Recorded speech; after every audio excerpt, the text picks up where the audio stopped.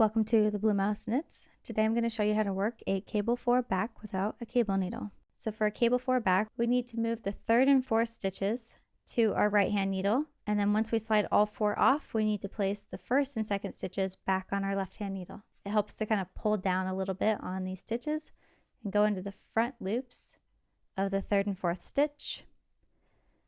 And then we're going to kind of slide everything off, and I like to kind of pinch those back 2 stitches if you can.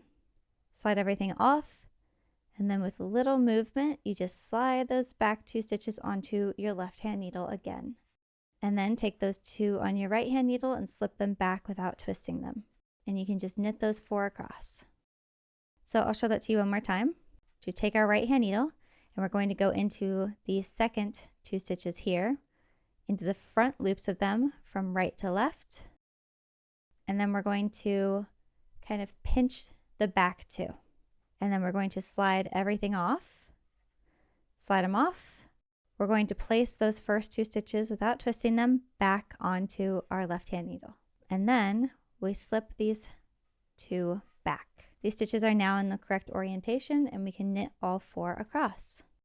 That is how you work a cable 4 back or a C4B without a cable needle. Thanks so much for watching. If you found this video helpful, please give it a like, and please consider subscribing. It really helps the channel out. You can find more tutorials here, and you can find my knitting patterns on Etsy and Ravelry.